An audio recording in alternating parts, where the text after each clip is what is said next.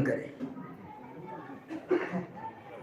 तो इसके लिए उन्होंने छठा बोध का स्थान बताया और कहा जिन बिंब में भणियम सुवीरायम, तुम वो जिनेंद्र भगवान में, साक्षात जिनेंद्र भगवान में, वो जिनेंद्र भगवान का शरीर मत देखते रह जाना, फिर क्या देखना, भणियम सुवीरायम, उसमें वीतरागता के दर्शन करना।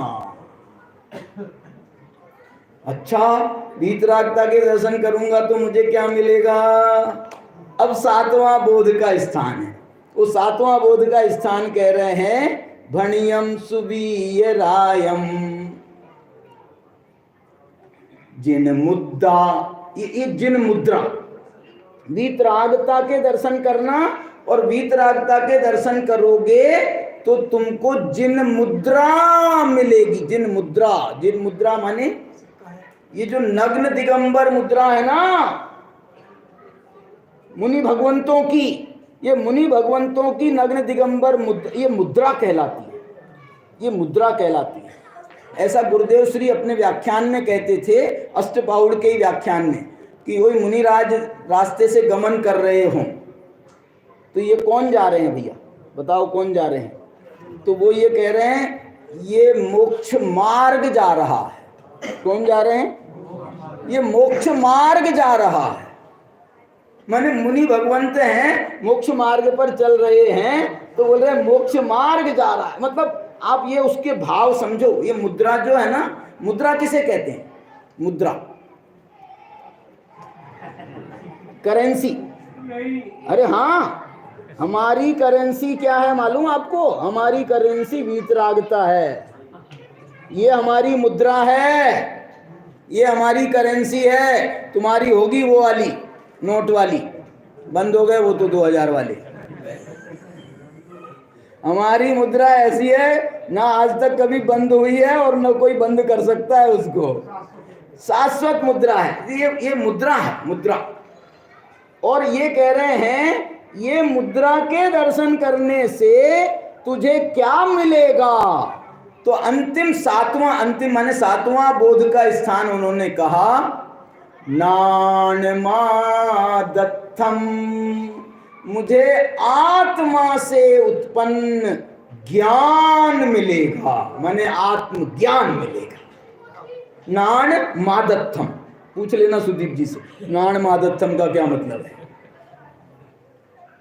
मुझे आत्मा का ज्ञान मिलेगा, आदत्थम, आत्मा से उत्पन्न ज्ञान मिलेगा।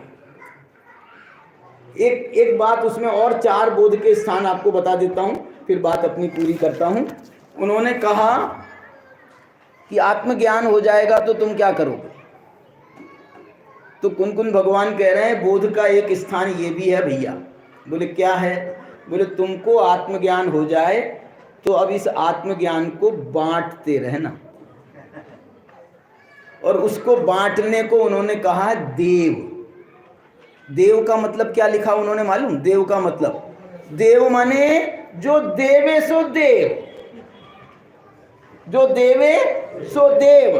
अब तुम्हारे पास में आत्मज्ञान है तो तुम हमको आत्मज्ञान दे दो, अब तुम्हारे पास में और कुछ होगा तो तुम हमको वो देते रहोगे। हम तो ये कह रहे हैं प्रभु तुम्हारे पास में जो हो वो हमको दे दो। तो बोले प्रभु कह रहे हैं हमारे पास तो आत्मज्ञान के अलावा कुछ नहीं है। तो प्रभु मेरे को तो वही चाहिए। अच्छा बताओ, आत्मज्ञान हो जाएगा, देव बन जाओगे तो क्या होगा? आत्मज्ञान यदि बांटते रहोगे तो तुमको तीर्थंकर प्रकृति का बंध होगा। ये 9वां बोध का स्थान है, तीर्थ, तीर्थंकर प्रकृति का बंध होगा। तीर्थंकर प्रकृति का बंद होगा तो क्या होगा? बोले अरहंत बन जाऊंगा।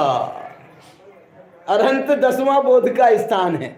ये अरहंत बने तो कैसे बने? तो 11वां बोध का स्थान है पवज्जा। पवज्जा माने दीक्षा, प्रव्रज्जा, दीक्षा।